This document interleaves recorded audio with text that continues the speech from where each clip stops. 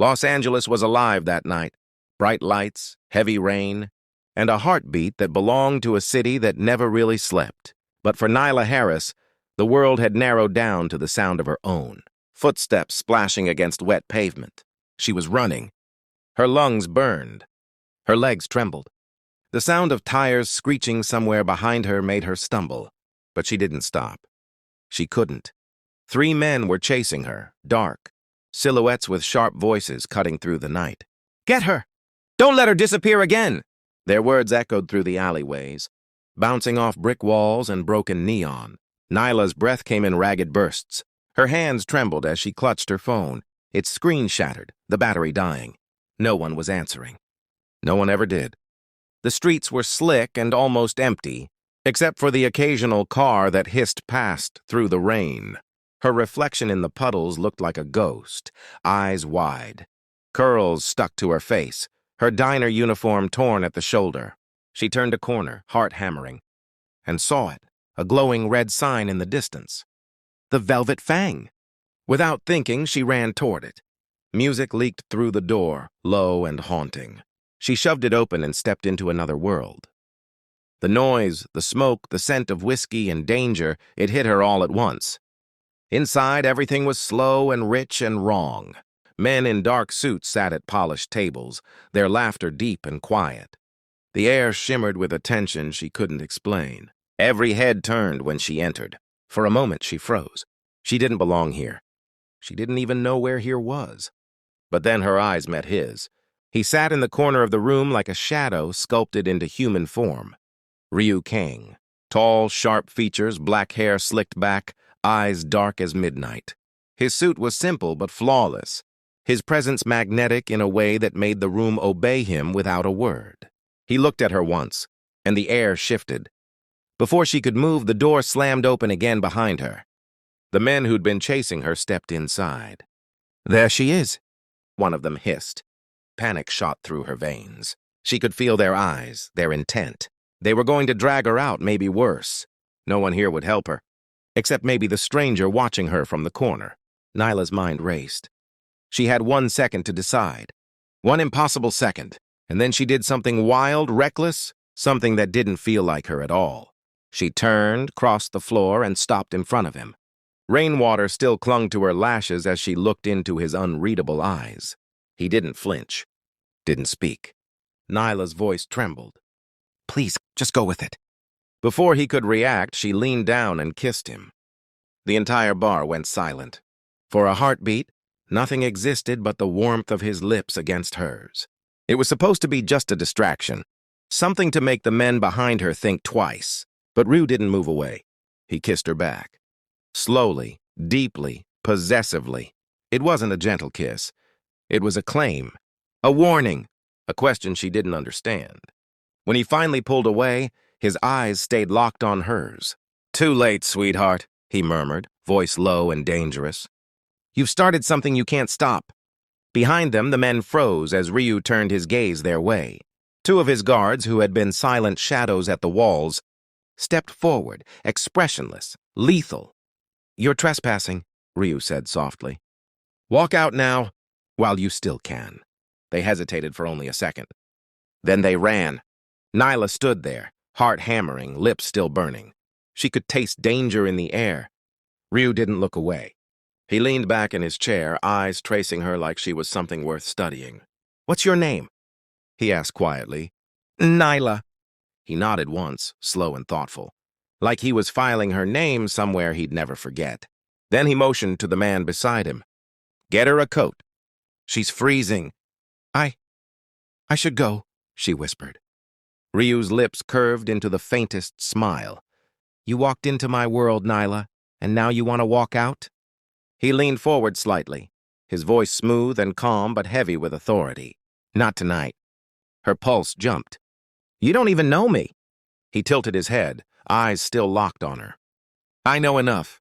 You're running from something, and now they'll be running from me."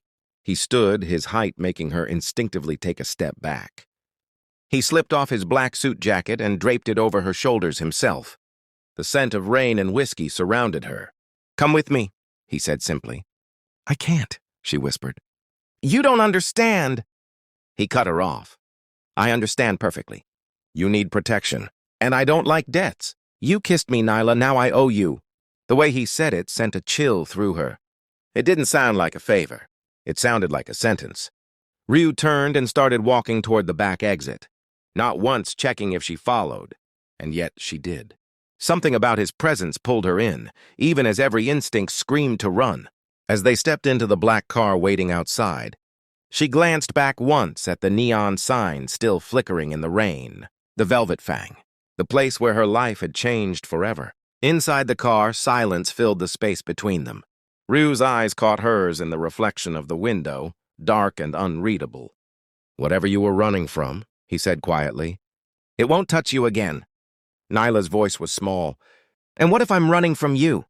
He smiled faintly. Then you'll have to run faster. The car drove off into the rain, and somewhere deep inside her, Nyla knew this wasn't salvation.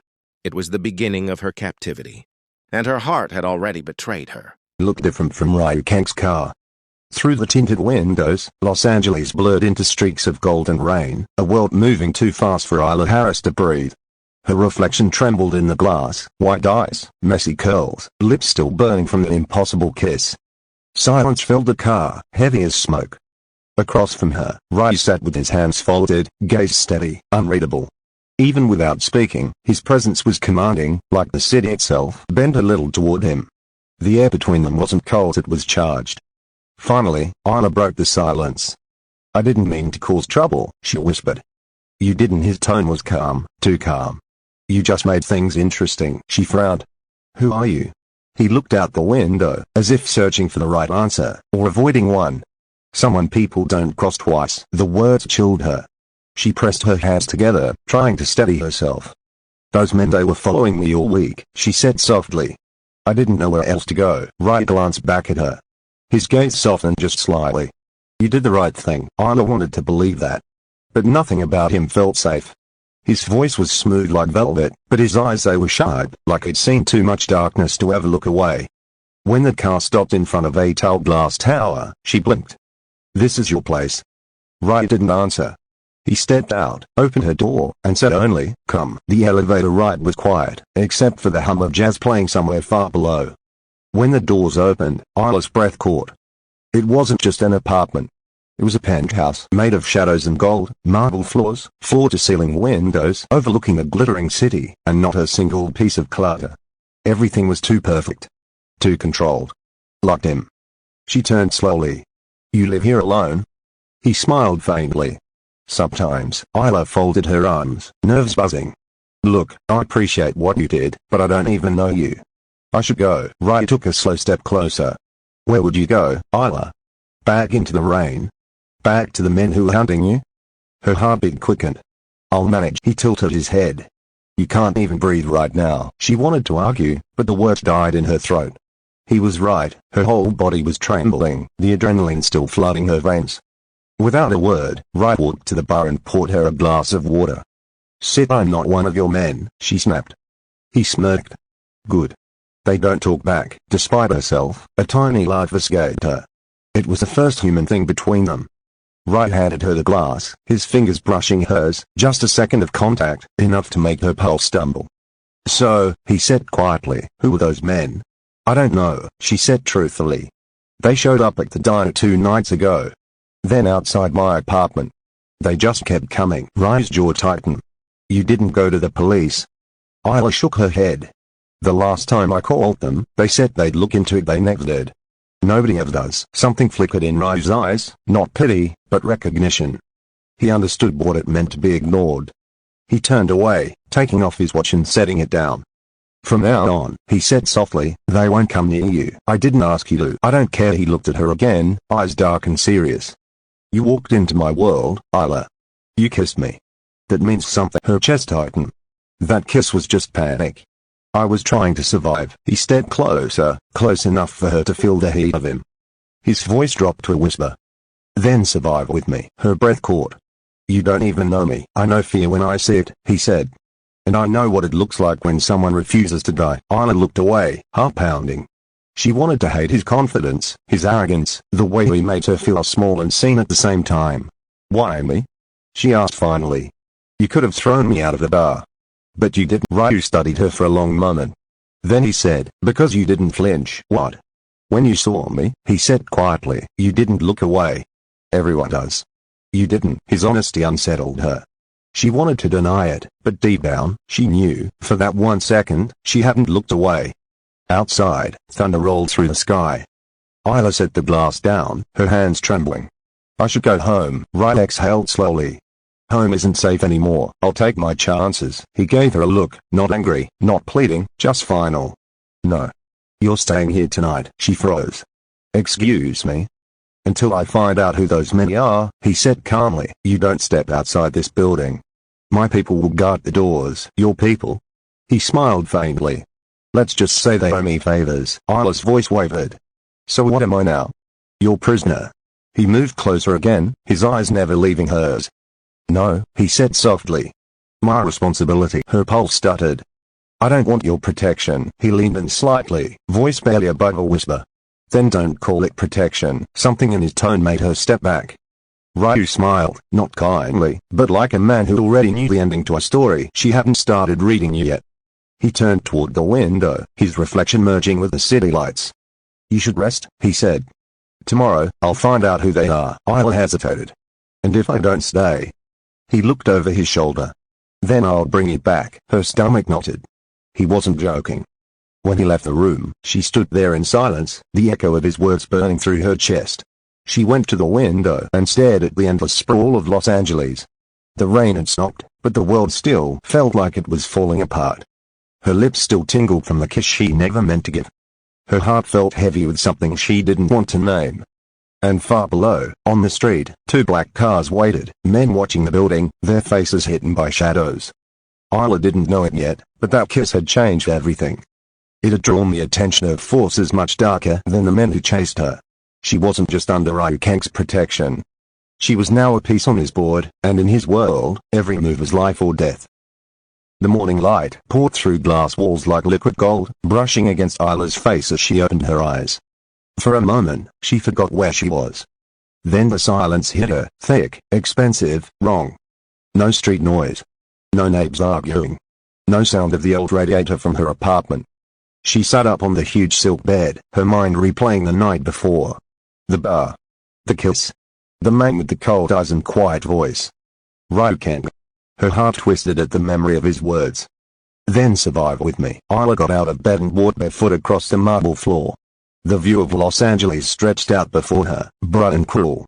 She felt small in front of it, trapped inside a life that wasn't hers. A soft chime broke her thoughts. The door slid open silently. A woman in a neat black uniform stepped inside, holding a tray. Good morning, Miss Harris, she said politely. Mr. Kang asked me to bring you breakfast. Nyla blinked. He what? The woman placed the tray on the table, coffee, fruit, toast, all perfectly arranged. He also asked that you not leave the apartment until he returns. Nyla frowned. So I'm a prisoner. The woman's polite smile didn't change. You're under protection, ma'am. Protection? Nyla almost laughed.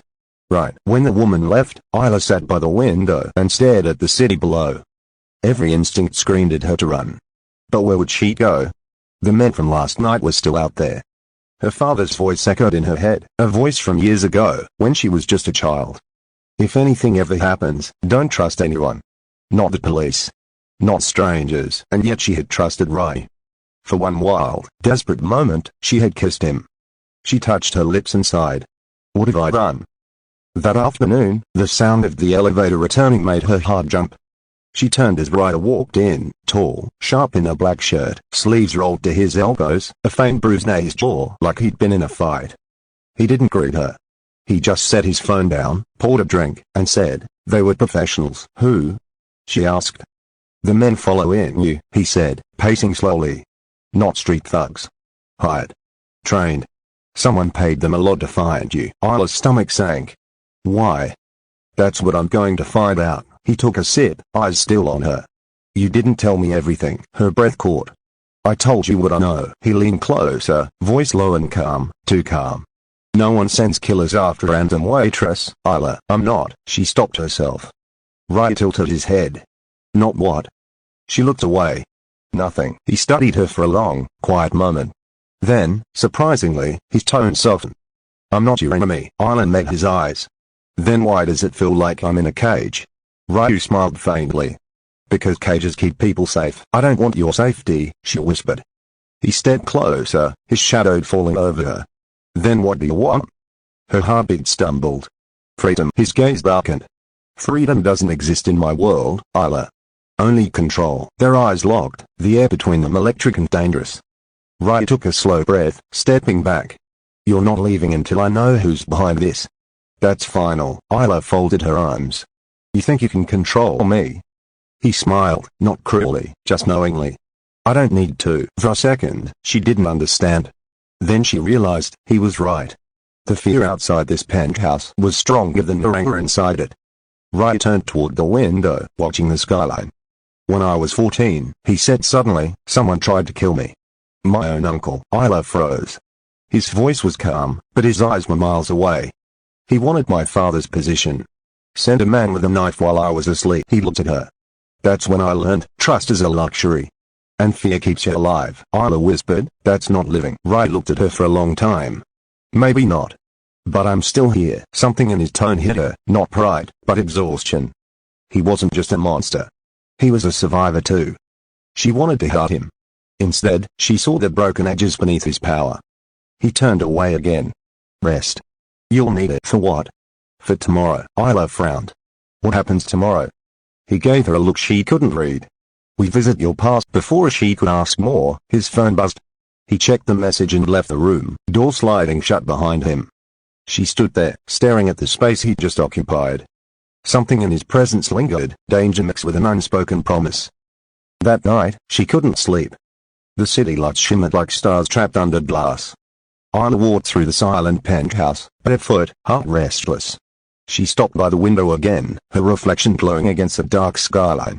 For the first time, she saw him there, Ryu, standing in the shadows near the balcony, a gun at his side, looking out over the city. He hadn't noticed her. His posture was guarded, like a man waiting for war. She watched him quietly, trying to understand him. The man everyone feared, standing there alone, protecting someone he barely knew. When he finally turned, their eyes met. He didn't speak, but something passed between them, a fragile threat neither of them wanted to name. He walked toward her, slow, deliberate. You should sleep, he said softly. I can't. He studied her face, then said, you're safe here. Nyla shook her head. No one's ever safe, are they? Ryu's lips curved slightly. Now you sound like me. He turned to leave, but she stopped him. Ryu, why are you helping me? He paused. Then, without looking back, he said, because the night you kissed me, you made me remember what it felt like to be human. And before she could reply, he disappeared into the darkness. The next morning came quietly. Gray clouds hung low over Los Angeles, painting the skyline in shades of silver and regret. Nyla stood by the window again, watching the rain slide down the glass. Her reflection looked like a stranger. Tired eyes, tangled curls, a woman caught in a world she didn't belong to. Behind her, the sound of footsteps echoed. Ryu Kang entered the room wearing a dark suit. His hair slicked back, calm, collected, dangerous. Eat, he said, nodding toward the table. You'll need energy. Nyla glanced at the breakfast but didn't move. You said we were visiting my past. What does that mean? He looked at her for a long second. It means, he said quietly, we're going to your father's old office. Her breath caught. My father's dead. Ryu's gaze didn't waver. Maybe, but his enemies aren't. The words hit her like a cold wave. You think all this, the men chasing me, has something to do with him? I don't think, he said. I know. The car ride was silent. The city rushed past in gray flashes of rain and neon. Nyla's stomach twisted with every turn. Her father, Nyla Harris, a name she hadn't spoken aloud in years. He'd been a corporate investigator, always traveling, always watching his back. She used to think he was just paranoid. But after his sudden death, the fear he lived with started to make sense. When the car stopped, Nyla looked out and froze. They were in front of a small, abandoned building downtown, rusted metal gates, cracked windows, and a faded sign that still read, Harris Consulting. Ryu got out first, his men scanning the area. Nyla followed, rain soaking through her jacket as she whispered, I haven't been here since I was 16. Ryu said nothing, just gestured for her to follow. Inside, the air smelled of dust and old secrets. Her father's office was exactly as she remembered. Stacks of papers, photographs pinned to boards, coffee stains on the desk, everything frozen in time. Nyla touched the edge of the desk, her throat tight. He used to spend nights here. Said he was trying to expose something big. Ryu looked around carefully, eyes tracing every detail. What kind of company did he investigate last? She frowned. I don't know. He never told me. He said it was safer that way. Ryu moved to a cabinet and picked the lock with a practiced motion. Inside were old files, yellowed papers, names, numbers, and one black envelope. He pulled it out and handed it to her. Open it. Nyla hesitated. Then she tore it open and gasped. Inside were photos, grainy surveillance shots of men in suits exchanging briefcases in dark alleys. And in the corner of every photo, a mark. A small snake-like tattoo on each man's wrist. Ryu's jaw clenched. The Viper Syndicate. She looked up at him, confused. What? He took a slow breath. That symbol, it's one of the oldest Mafia alliances in Seoul. They control arms deals, black markets, and the flow of information across continents. Nyla's voice shook. You're saying my father was investigating them? Ryu nodded. And if he found something dangerous, it didn't die with him. Nyla stared at the photos, her hands trembling. That's why they're after me. They think I have it. Do you? He asked quietly. No, she said quickly. I don't even know what it is. Ryu's gaze hardened. Then we find it before they do. As they drove back through the rain, silence filled the car again, thick and tense. Nyla turned toward him. You're part of this world, aren't you? The Mafia. The same people my father was fighting. Ryu didn't answer immediately. I was, he said finally. But I built my own empire away from them. They call me the Viper because I took their name and made it mine. Her chest tightened. So I'm just a pawn in your game? His eyes flicked toward her, sharp, burning. No, you're the only thing keeping me human. Nyla looked away, heart pounding. You don't even know me. I know enough. She wanted to protest, but his voice was too steady, too certain. Ryu looked out the window, rain streaking across the glass like scars. Your father once tried to warn me, he said quietly. Before he died. Nyla turned sharply. He knew you? Ryu nodded slowly. He came to Seoul years ago, said he had evidence against the syndicate, names, accounts, everything. He asked for my help. I refused. Her heart sank. Why? Because back then I didn't save people. I owned them. The confession hung in the air like smoke. For the first time, Ryu looked almost ashamed. Nyla whispered, So you think what's happening now is your fault? He met her eyes. Maybe. Silence stretched between them. The city lights flickered across his face, half angel, half devil. Finally, she said softly, Then help me finish what he started. He turned his head, studying her. You're not afraid anymore. I am, she said. But I'm tired of running. For the first time, a small, genuine smile touched his lips. Then we fight together.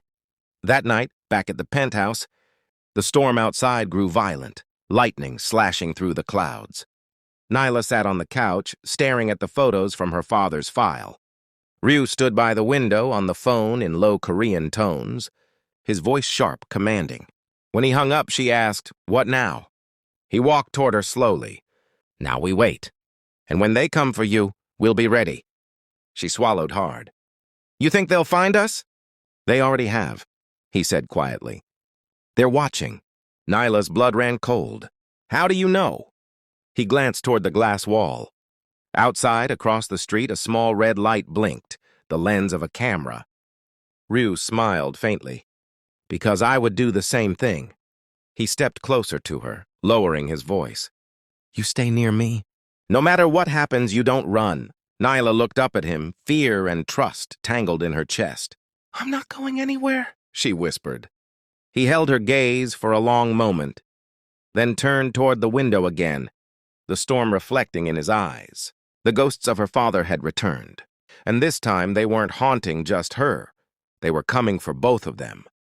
The night was quiet for the first time in months. Seoul glittered below like 1,000 broken stars stitched into the earth. But for Nyla Harris, it didn't feel like a city anymore. It felt like a heartbeat. One that finally, after all the pain and blood, beat in rhythm with hers again. The war was over. Ryu Kang's empire had survived, but barely. The walls of his once invincible world had cracked under betrayal and fire. The enemies who'd hunted her, the men tied to her father's deadly secrets, were gone now, swallowed by the same darkness they'd unleashed. And yet victory felt strangely fragile. Nyla stood on the rooftop of the mansion overlooking the Han River, the wind sweeping through her hair, carrying the scent of rain and smoke. The city was alive again, whispering with the hum of cars and faraway music. But behind her, the world was silent, Ryu's world. The sound of footsteps came slowly from behind. She didn't turn. She already knew his presence. Ryu moved like the night itself, quiet, steady, commanding. His arm was still bandaged from the last fight, his face carrying the faint mark of a bullet that had missed by inches. But his eyes, they were softer now. The cold steel that once defined him had melted into something human. "You should be resting," she murmured without looking back. He stopped beside her, hands slipping into his pockets. "I don't rest well when you're this far away." A small smile tugged at her lips. "I'm 10 feet away, Ryu." He smirked faintly. "That's too far." She turned to him then, and for a moment the city disappeared. He looked tired, not the kind of tired sleep could fix, but the kind carved deep into the soul after too many years of fighting ghosts. "You won," she whispered. "No," he said quietly, eyes meeting hers. "We did." The words hung between them, fragile and real. Nyla took a breath, her voice trembling. "You could have let me go that night. You should have. You'd still have your peace." "Peace?" he repeated, a bitter laugh escaping him. "I had peace before you, and it was empty." He stepped closer, his gaze locking on hers. "You gave me chaos, Nyla, but it's the only thing that ever felt alive." Her heart twisted. "And what happens now? You stay in this world forever, killing to protect what's left of your name?" "I don't know," he admitted. "But I know I can't stay in it without you." She blinked, stunned. "You're saying I'm done?" The words came out heavy, final. "The Ghost Emperor is gone. I've buried that name with everyone who tried to take you from me." She searched his face, disbelief flickering in her eyes. "You'd give it all up? The power, the fear, the empire? For you?" His voice softened. "I already have." For a moment, silence stretched. Just the hum of Seoul below and the soft wind brushing between them. Then she stepped closer, her hand reaching to touch the side of his face. His skin was warm, the faint scar under her fingers a reminder of everything they'd survived. "You don't owe me your life, Ryu." He caught her hand gently. "You saved it anyway." Her chest ached, but it wasn't pain anymore, and it was love. Raw and deep, something she'd stopped. Believing in the night. She ran into that bar in Los Angeles. "You're not supposed to fall for the man who kills to protect you," she said softly. He smiled faintly. "And yet here we are." A laugh, quiet, broken, beautiful, slipped from her lips. The sky cracked open above them, a single streak of lightning illuminating the clouds. Ryu pulled her closer, his forehead resting against hers. "We'll leave tomorrow," he whispered. "Start over. No names, no enemies, just us." "Where?" "Anywhere that doesn't remember who we were." Nyla closed her eyes. For the first time, the thought didn't scare her. All she wanted was this: the warmth of his breath, the sound of his heartbeat under her palm, the promise of a life they'd never thought they'd deserve. When she opened her eyes again, tears shimmered on her lashes. "You really think we can outrun the past?" He brushed his thumb over her cheek tenderly. "We don't have to outrun it. We just have to stop letting it chase us." And then, under the soul sky that had watched them fight and bleed and fall in love, he kissed her. It wasn't the desperate, fearful kiss from that first night. This one was slow, steady, sure, filled with everything they couldn't say in words. A promise, a surrender, a beginning. When he finally pulled back, his voice was quiet. "You're free now, Nyla Harris." She smiled faintly, whispering, "No, Ryu Kang." "We're free." Below them, the city lights flickered, a new dawn stretching across the skyline. The empire had ended. The ghosts were gone. And for the first time, the girl who ran for her life and the man who ruled the darkness stood side by side, not as captive and captor, but as two broken souls finally whole. The last traces of rain fell around them as they turned to leave the rooftop, hand in hand. No fear, no titles, just love, wild, imperfect, and eternal. Because in the end, one kiss had changed everything, and one love had rewritten their fate.